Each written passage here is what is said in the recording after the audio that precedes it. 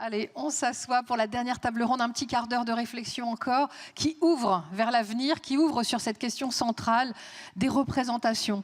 Quel regard sur les réfugiés? On voulait absolument s'interroger avec deux personnalités éminentes qui manient l'image et qui donc nous incitent à la réflexion. Et c'est vrai que Lucie a bien fait de le redire, hein, on ouvre vers l'avenir parce que l'époque a changé. On n'est plus en 2015. On a énormément à la fois d'informations, on dit même qu'on est dans un monde d'infobésité, saturé d'images même parfois.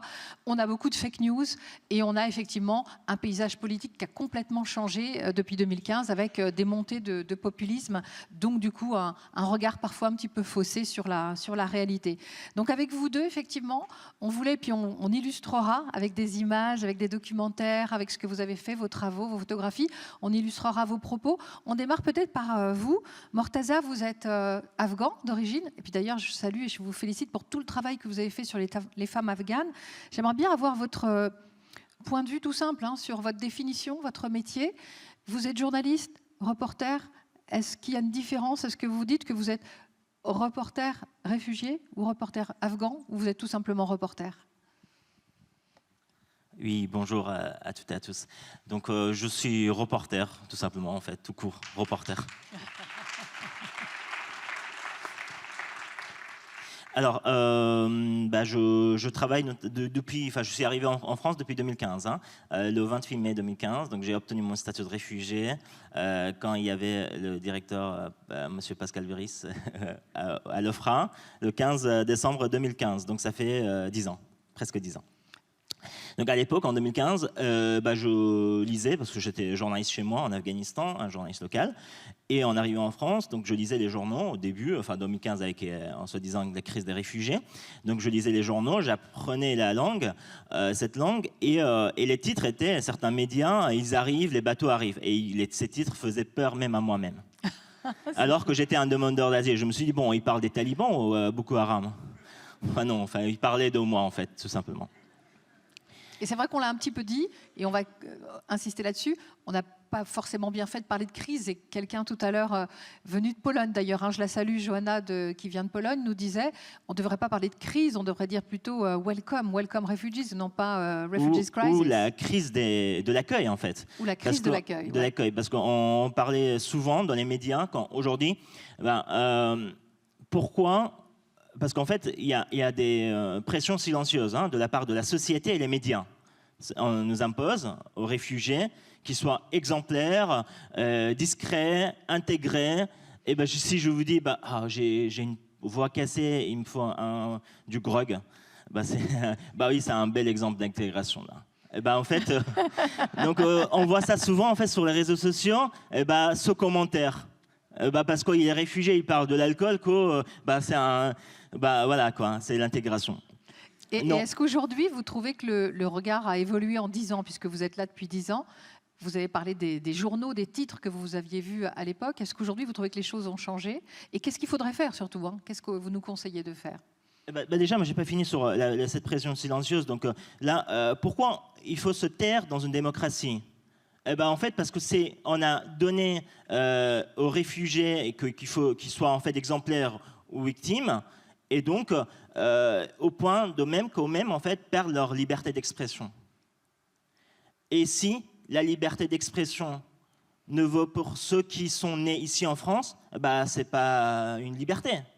Et donc en fait, il n'y a pas une liberté d'expression pour les réfugiés aujourd'hui en France. Donc à travers les médias aujourd'hui, ce qu'on fait, on propose des articles, je travaille avec une quinzaine de rédactions nationales et internationales, on propose des reportages, et parfois nos reportages sont refusés, enfin c'est des propositions, hein. Ils disent, bon, enfin, il a trop de barbe, bon, on refuse, soit, en fait, pour le portrait des réfugiés, ça ne intéresse pas un public, ça ne le vend pas. C'est la raison qu'on vous oppose? Pourquoi on les refuse? Ça nous oppose souvent, et souvent, en fait, il y a certaines télés qui prennent en fait nos reportages sur notamment quand on parle des refoulements en mer Égée sur les campements de réfugiés à travers la France, à travers l'Europe, hein, et c'est juste en fait un exemple. Demain, je pars à Lesbos, donc j'ai proposé un reportage sur les 10 ans de Lesbos, sur les refoulements en mer Égée. On m'a demandé si j'ai l'accès dans le camp. J'ai dit oui, même quand en fait le ministère de l'immigration grec m'a dit bon, c'est interdit dans le camp, la presse, mais moi j'ai mes accès à moi.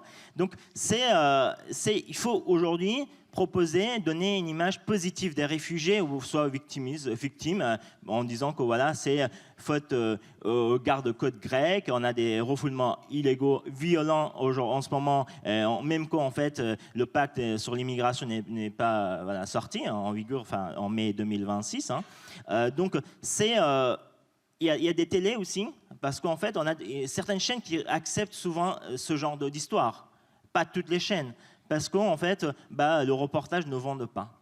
Et que ce qu'on peut faire aujourd'hui, vous, les publics, hein, parce qu'on regarde les commentaires, parce qu'on regarde si le reportage a été regardé, vu, hein, et il faut les partager en fait. Il faut informer, déjà en parler, les partager sur les réseaux sociaux. Ça donne une visibilité à ces reportages et qu'en fait les médias nous commandent en fait d'autres portraits, d'autres récits. Et montrer aussi que les réfugiés sont multiples. Il n'y a pas qu'un seul type de réfugiés. Ils peuvent être, comme on l'a entendu, entrepreneurs, ils peuvent être journalistes, ils peuvent être activistes, ils peuvent être tout. Et est-ce que vous pourriez dire aussi pour quels médias vous travaillez, les principaux médias pour lesquels je travaille pour le JT 20h de France 2, Arte Reportage et France 24. Là, justement, en fait, cette image, on voit Elaha. Et là, il donnait des cours en 2020, pendant le Covid. Vous étiez chez vous, confinés, avec du Wi-Fi, livres, Netflix. Hein, et plus de 20 000 personnes réfugiées confinées de force dans un camp créé pour 2500 personnes seulement, à Lesbos. Et donc, elle faisait partie de ces réfugiés, 20 000 personnes enfermées de force dans ce camp pendant le Covid. Ouais, je me suis confiné pendant 6-7 mois là-bas aussi, pour notamment parler de cette situation. Et là, donner des cours sous un arbre. Et il y avait une dizaine d'enfants sous ces arbres alors qu'il pleuvait. Donc avec cette image que j'ai diffusée sur les réseaux sociaux, a fait des centaines de milliers de vues. Et puis après, à travers une autre personne humanitaire, lui, il a récolté en 24 heures 500 €. Avec 500 €, il a monté une école, vous voyez, une école avec plusieurs centaines d'enfants qui apprenaient en fait l'anglais. Et là, c'est ça le pouvoir de l'image. Donc avec une image, on peut chercher de l'aide, hein, aussi pour Ella, elle donner aussi du courage, beaucoup de choses positives pour qu'elle continue en fait, même quand c'est une enfant de 13 ans, continue à donner des cours alphabet anglais aux autres enfants. Une histoire incroyable. Et c'est vrai que les images disent beaucoup. On va en parler aussi avec vous, Édouard. Je précise juste que vraiment suivez Mortaza Beboudi sur les réseaux sociaux. J'ai vu votre compte Insta qui est vraiment très bien fait, où vous vous décrivez comme un témoin de l'invisible. Et bien sûr, vous êtes aussi auteur de livres. On va en reparler dans un petit instant. Merci, parce qu'on sent quand vous parlez la passion du journalisme. Et c'est très, très agréable à entendre. Édouard, vous êtes Édouard Elias, vous êtes photojournaliste. Vous avez vécu 10 ans en Égypte. Vous avez beaucoup témoigné aussi sur ce qui se passait en Turquie, en Tunisie aussi. Et non, pardon. Et vous, non, pardon. Et ni en Turquie, mais... Turquie seulement, pardon, désolé, c'est moi. La Tunisie, on en a parlé tout à l'heure. C'est voilà ça. Et puis vous avez également malheureusement été otage pendant 11 mois. On peut le rappeler, avec Didier François à l'époque. Oui, on peut le rappeler, c'est important dans votre histoire. Et surtout, dites-nous ce que vous ressentez quand vous entendez nos propos ce matin sur la nécessité peut-être de changer le regard. Est-ce que vous sentez une responsabilité en tant que photojournaliste ? Déjà, il y a une énorme satisfaction de voir qu'il y a beaucoup d'initiatives en fait, qui sont créées. Et c'est vrai que c'est un véritable... Enfin, je me sens aussi un peu rassuré ce matin, qu'il y ait un vrai travail, un véritable engagement auprès des politiques d'accueil et aussi au niveau vraiment des gens tout de suite. Nous, journalistes, on est confrontés à déjà ce rapport au réel, comment on se pose énormément de questions sur comment raconter, que ce soit la guerre, les déplacements, etc. On a des énormes difficultés financières pour travailler, on est pieds et mains liés. Moi d'ailleurs, je ne suis pas vraiment photojournaliste, comme je ne suis pas considéré comme journaliste de la part des rédactions, parce que je n'ai pas la carte de presse, parce qu'il faut gagner plus de 50% de ses revenus avec la presse pour avoir la carte de presse, ce qui n'est pas mon cas. parce que je choisis de travailler d'une certaine façon, on va dire, sur autant les conflits contemporains que les réfugiés, même si les réfugiés, je n'avais pas envie de le faire en 2015. C'est des photos que vous allez voir en 2016, lorsque vous allez voir les photos. Parce que j'ai beaucoup travaillé auprès de personnes qui étaient encore en train de combattre.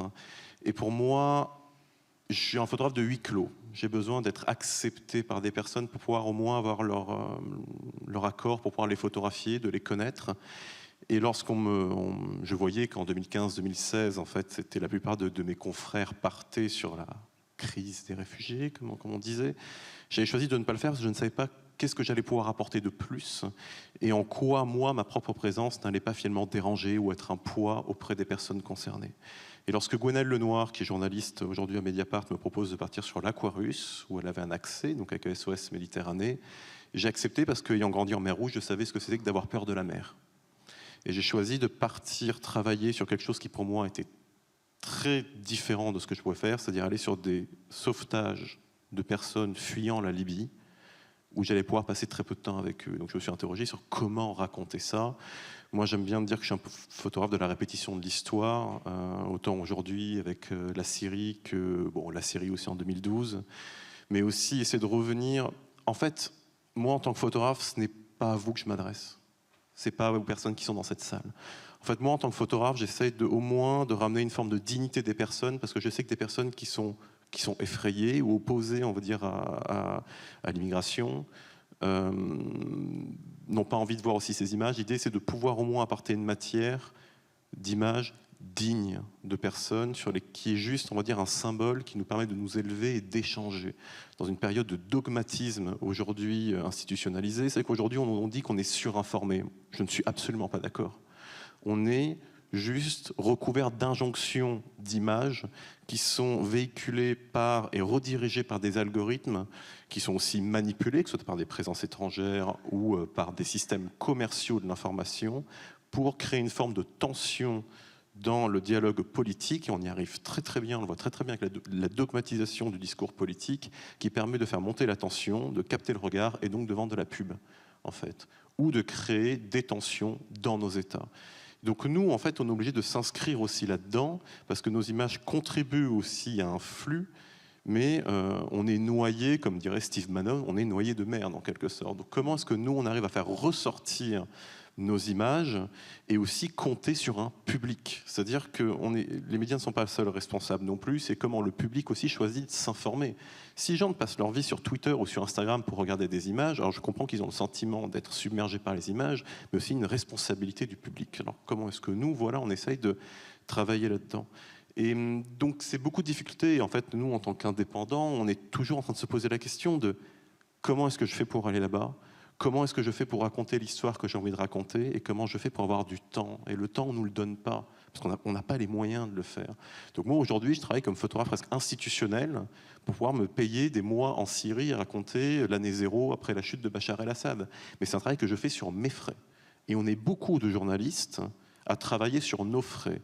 Et enfin, il faut arrêter de confondre journalisme et éditorialisme.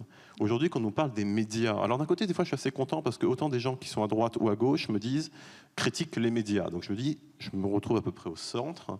Je suis aussi, entre guillemets, je ne suis pas objectif, je suis aussi engagé. On l'a entendu tout à l'heure, on ne peut pas être neutre, mais au moins essayer d'être juste dans notre travail. Et la difficulté aujourd'hui, en fait, c'est vraiment d'arriver à avoir juste les moyens de partir et d'avoir ce temps en fait sur le terrain. Et pensez-vous que les gens soient devenus plus insensibles à vos photos? En 2015, tout a commencé par la photo du petit Alan sur une plage. Est-ce qu'aujourd'hui, les gens seraient sensibles de la même manière à cette photo? Est-ce que le regard a changé? Ça dépend du moment politique. Est-ce que les gens... on voit bien, souvent beaucoup de gens disent que cette photo de la petite fille, alors je ne peux pas dire que c'est Nicole parce que c'est contesté aujourd'hui, mais au Vietnam, a changé la guerre. Moi, je ne le crois pas. Il y a eu l'offensive du Tet Avant, qui a commencé à avoir un retrait américain. En quoi, en fait, je pense que la photographie arrive à un moment d'accaparation politique, en fait. Alors c'est assez dur en tant que photographe de se dire mon travail finalement ne change pas les choses. Lorsqu'on me demande en Syrie ou autre part, en Ukraine, mais ta présence a changé quoi pour moi? Je dis mais rien. Moi, la seule chose peut-être que je peux te dire, et je ne peux pas te le promettre, c'est que quand on parlera de cette guerre que tu as perdue dans 10, 20 ou 100 ans, ce sera ton visage qui l'illustrera.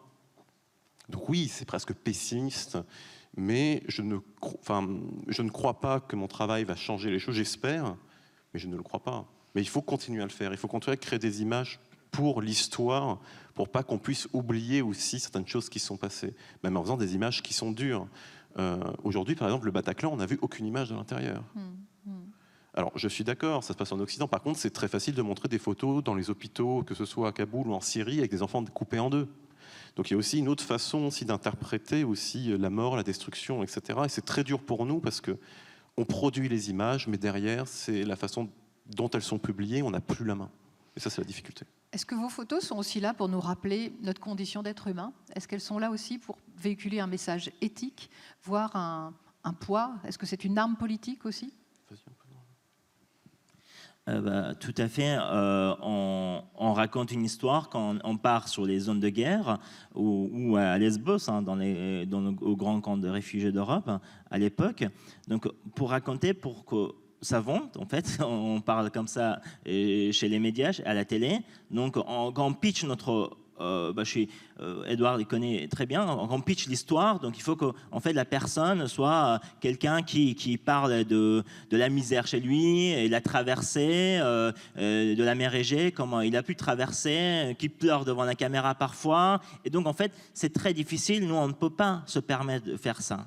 Et quand on rentre avec un reportage qui ne fait pas pleurer les gens, donc ils ne prennent pas d'autres pitch, alors qu'on n'est même pas payé. Donc on est payé 2 mois plus tard parce qu'on est journaliste indépendant. Il faut payer les frais, les avions, l'hébergement. Donc c'est difficile, c'est un choix personnel en tant que journaliste indépendant. On le fait, on continue à couvrir en fait la situation dans les campements de réfugiés ou ailleurs, hein, mais être juste, comme tu dis, être juste et donner la parole à celles et ceux qui n'ont pas aujourd'hui. Allez-y. C'est juste la confrontation avec le réel, en fait. C'est-à-dire que quand on part quelque part, on fait une projection. On a une projection du pays qu'on va aller voir, ou même en France, etc. On se conditionne. Les gens qui nous font travailler, s'ils nous font travailler, ou si ont déjà une projection de l'image. Et l'idée, en fait, c'est nous, on est juste confrontés donc, au réel qui est totalement différent de ce qu'on a imaginé. Donc là, un choix doit s'opérer. Est-ce que je continue ce que j'avais prévu avant et je fais en sorte que ce que je vois rentre dans les cases que j'ai préétablis, ou est-ce que je prends le temps, au contraire, d'essayer de modifier mon travail parce que je vais voir avec tous les risques que ça comporte. Et ça, je pense, c'est vraiment la base de notre métier, c'est d'essayer d'être plutôt dans cette deuxième catégorie et d'avoir le professionnalisme pour arriver à le faire. Mais c'est extrêmement compliqué aujourd'hui. Et raconter le réel. Et peut-être un dernier mot, puisque vous l'avez entendu tout au long de cette conférence, on a beaucoup parlé d'un récit qui progresse avec des images d'anxiété, de peur, et vous l'avez bien raconté aussi. Est-ce que vous pouvez, vous, avec votre métier, proposer un contre-récit et qu'on puisse le voir, l'entendre et faire en sorte que chacun, peut-être ici, puisse véhiculer votre contre-récit et le diffuser, le propager? C'est difficile en tant qu'ancien réfugié, même aujourd'hui, parce qu'en France, les journalistes français, mes collègues, la plupart, quand ils veulent travailler sur la question de l'immigration sur Calais, hein, ils demandent des conseils aux journalistes réfugiés, qui ne deviennent jamais co-auteurs, co-réalisateurs. Juste, ils donnent des coups de main, pas payés même, parce que les journalistes réfugiés, ils sont contents de donner un coup de main à un vrai journaliste qui a une carte presse en France, qui travaille pour une grande chaîne. Alors qu'en fait, si le même journaliste français part en Allemagne et travaille avec les journalistes allemands, l'allemand devient co-auteur, co-réalisateur. Donc, c'est difficile aujourd'hui, mais quand je propose de ma manière, un pitch assez fort, le récit que j'ai envie de raconter, à la fin, on me dit bon, on n'a pas d'occasion. Même le pitch que j'ai fait pour Lesbos, que je pars demain, c'est à l'occasion de la Journée mondiale des migrants, le 18 décembre. C'est pour ça qu'on m'a pris le pitch, 5 minutes de reportage sur France 24, que vous allez voir le 18 décembre. Donc voilà, il faut trouver l'occasion, il faut trouver en fait on a bien noté anniversaire. La date. 18 décembre, France 24. Et peut-être aussi une question complémentaire, et après je passe le micro. Est-ce que vous pourriez trouver des alliés avec les autres raconteurs d'histoire que sont les écrivains, les cinéastes, par exemple? Alors, par exemple, nous, avec Abdelmonem Issa, que tu connais, peut-être on était partis au Soudan ensemble, on a fait une co-réalisation aussi au Darfour. Tu as vu les expositions aussi à Bayeux, au prix des correspondants de guerre cette année en Normandie, où il y a eu 2 expositions, une sur le Soudan avec des photographes soudanais pris par aussi Elliot Brachet qui avait un peu géré le truc, et Abdoul Monemissa par rapport à la Syrie.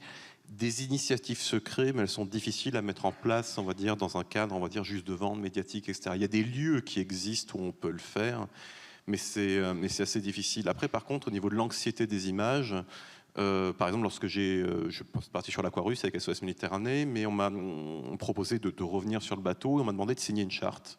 Comme quoi l'ONG, on va dire, avait un droit de regard sur mes images et éventuellement pouvoir enlever des images anxiogènes, ce que j'ai refusé. Donc je ne suis pas retourné sur l'Aquarius parce que je ne suis pas communicant. Oui. Je suis photographe journaliste et je tiens à être indépendant, même avec une organisation dont je partage les convictions. Et ça, c'est aussi très important, c'est que souvent, il y a des difficultés à travailler avec des institutions d'ONG, etc., parce que chacun a un propre agenda au niveau de ces images. Et il y a une rupture de confiance qui est créée, parce que c'est vrai qu'on est vu aussi comme les grands méchants médias, et c'est aussi une confiance à recommencer à prendre, et cela nécessite du temps, mais il faut qu'il y ait une confiance entre les institutions. Et parce que c'est assez dur d'arriver quelque part, et moi je sais que c'est le mythe de Sisyphe. Je passe presque plus de temps à me faire réaccepter par une organisation pour pouvoir travailler avec elle que faire le travail en tant que tel, en fait. Et ça, c'est quand même assez difficile. Je sais que ça plaît peut-être pas à certains, mais je le dis, et c'est aussi important, parce que finalement, on travaille peut-être pas avec la même enfin, on va dire avec les mêmes buts initiaux, on va dire, de communication, etc. Mais le résultat est le même, c'est le respect de la dignité des personnes. Voilà. Et vous êtes aussi la voix des sans-voix. Je crois que je vous ai vu faire une interview où vous dites qu'en Syrie, un pays que vous connaissez bien, le seul moment où un Syrien ouvre la bouche, c'est chez le dentiste, c'est ce que vous dites? Parce qu'on a peur, les Syriens ont peur de parler. Je ne suis pas du tout la voix des sans-voix, étant donné que je fais la photo. Mais par contre, heureusement qu'il y a des gens qui prennent de la radio et du texte. Non, je ne me considère pas spécialement comme un porte-parole, etc. J'essaie juste d'utiliser des images pour éveiller dans un public que je connais, c'est-à-dire qui est le mien, l'Occident, en France, etc., une sensation de déjà-vu par rapport à déjà un passé historique. Pour moi, il est là. C'est-à-dire que quelqu'un qui a décidé, en devenant adulte à 18 ans, de voter, on va dire, droite, extrême droite, a été dans la même école que les autres personnes. Et si j'arrive à lui faire reconnaître des photos des camps de la mort dans ce que je lui montre de Syrie, peut-être que ça va l'interpeller. Voilà. Merci beaucoup. Merci pour ce témoignage. Restez encore... On s'accorde encore 2 minutes. Restez avec nous, votre témoignage. On mesure quand même la difficulté de votre travail et ça s'entend. Et je pense qu'effectivement, on est très, très admiratif. Restez avec nous encore 2 minutes. Je voudrais quand même qu'on prenne quelques questions dans la salle. Je vois des mains qui se lèvent. Je pense qu'on peut s'accorder encore ce temps. Je regarde Nadine. Allez, on s'accorde vraiment 2 minutes et après, on fait la conclusion, la pause. 2-3 minutes de questions. Allez-y. Merci. Merci pour cette matinée. Et j'en profite parce que vous avez parlé du 18 décembre. Je suis Nes Mesmar, donc l'association qui est présentée donc, de la Fabrique Tomate. Je suis la directrice. Et vu que toutes les personnes réunies ici sont engagées sur le sujet de la migration, donc j'appelle tout le monde à vous mobiliser pour le 18 décembre, donc Journée internationale des migrants. Il y a un appel qui a été signé par plus de 400 organisations. La journée s'appelle la Journée sans nous, où l'objectif c'est de montrer que si les personnes étrangères ne travaillent pas, la France s'arrête. Donc, il suffit d'aller sur le site Journée sans nous. Et je pense qu'il est important qu'aujourd'hui, on ne peut pas, nous, seuls, associations, organisations, à aider, à soutenir. On en a parlé tout à l'heure. On a de moins en moins de subventions publiques pour soutenir nos actions et donc de moins en moins de moyens pour soutenir l'intégration des personnes réfugiées et migrantes en France. Et donc, il est extrêmement important qu'aujourd'hui, toutes nos actions et tous nos engagements se mettent en mouvement pour alerter et puis faire changer ces voix d'un point de vue politique qui apporte tout ce discours négatif et qui empêche ces personnes de vivre et de prendre place dans notre société et qui sont visées comme les boucs émissaires, les problèmes de notre société en France. Donc voilà, le 18 décembre... On prend date, merci. Voilà. Une dernière question avant de se quitter. Qui veut prendre la parole ? Bonjour, merci beaucoup pour cette matinée très très intéressante. En fait, c'est une suggestion. Dans tout ce que vous avez décrit, tout ce qu'on a pu voir ce matin, il y a un sujet qui me frappe, c'est que finalement, je pense qu'ici, on est plutôt convaincus. Et il y a aussi une ouverture d'esprit et puis au-delà de ça, une envie d'inclure et que les gens Je crois que la motivation, c'est qu'est-ce qui fait que moi, je suis née là où je suis, j'ai la chance que j'ai. Et si j'étais dans cette situation-là, qu'est-ce que j'aimerais qu'on fasse pour moi? Et il y a Isabelle, c'est vous qui avez parlé de contre-récit. La suggestion, c'est... Alors, il se trouve qu'il y a la Fondation BNP Paribas qui est là aussi aujourd'hui. Faire ce lobbying pour passer ces pastilles de contre-récit et tout ce que nous, on a vu ce matin ici, je ne sais pas, le proposer dans un format à France Télé, à France Inter. Enfin, je veux dire, ça commence par une idée et il faut y aller, quoi. Oui, et si on veut se battre sur ça. la récupération qui est faite dans la polarisation, il faut juste raconter vos histoires, en fait. Merci. Et on est là pour ça, hein, pour trouver des solutions ensemble. Mortaza? Le problème, c'est que moi, je travaille avec France Télévisions depuis des années. Et le problème, c'est qu'en fait, ça, malheureusement, moi, si je me mets à la place du rédacteur en chef, donc ça ne vende pas. Et parce qu'en fait, si on veut même montrer une image de cette conférence, quelqu'un a un témoignage, on le met à 23h. Quand tout le monde est au lit, plus devant la télé. Donc, vous voyez, en fait, les reportages sont programmés selon thématiques, selon les témoignages. Donc, là, sur les refoulements en mer Égée, donc il est programmé à 18h30, 19h, presque au prime time. Mais les récits institutionnels, ou soit une interview, quelqu'un qui vient en plateau, hein, un réfugié qui vient en plateau pour parler à l'occasion, donc il est programmé à 23h30. Quand personne ne regarde la télé, en fait, malheureusement. Merci. Heureusement, il y a les plateformes, il y a les replays maintenant. Merci à tous les deux. Je vais appeler Réro. On avait dit que c'était le mot de la fin. Réro va s'asseoir à mes côtés, le temps de rappeler peut-être 2-3 moments forts. On l'a dit, 18 décembre. Et puis suivez aussi au cinéma les sorties à venir. Promis le ciel, un très très beau film de Régé Sehiri. Le film documentaire Welcome to Europe qui a déjà été cité avec, je crois qu'il y a encore Cyril Montana et Thomas Borneau qui sont dans la salle. J'ajouterai aussi l'affaire Bojarski qui sort de mémoire le 14 janvier, qui est une formidable histoire vraie pour ceux qui écoutent France Inter. C'était l'objet d'un affaire sensible de Fabrice Drouel sur une personne très diplômée, lui aussi, hein, qui n'a jamais réussi à trouver ni un travail, ni la nationalité française. Voilà, pardon, Bojarski, qui venait d'Europe de l'Est. Et puis, je voudrais aussi dire un petit mot sur tous ceux qui vont participer dans la salle du cocktail avec leurs ouvrages. Ils vont nous proposer leurs livres. J'ai cité tout à l'heure Mitra, mais il y en aura d'autres aussi. Mitra Herze-Djerpour, elle est là-haut. On peut l'applaudir, championne d'échecs. Voilà. Et je voudrais remercier aussi Bande de Chefs qui nous fait le cocktail, qui sont des femmes, un traiteur solidaire avec des femmes réfugiées. Et surtout un immense merci à tous ceux qui nous ont aidés. On les a cités, Mathieu Tardis, Nadi Camp, Lucie Feutrier-Cook, Marie-Caroline. Voilà, je ne peux pas tous les citer, mais tous ceux qui ont travaillé d'arrache-pied depuis des mois pour travailler à l'organisation de cette conférence. Et bien sûr, Agnès Beccaria et toute l'équipe de la Fondation. Réro, ça va être super dur parce qu'il va falloir faire très court. C'est vraiment le mot de fin, le mot de conclusion. Deux mots, parce que c'est vrai vous en avez vu quelques-uns.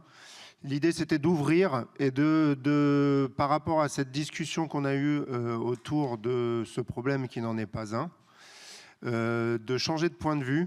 Et donc, je vous invite à monter là-haut et utiliser un petit peu la métaphore de la Tour Eiffel.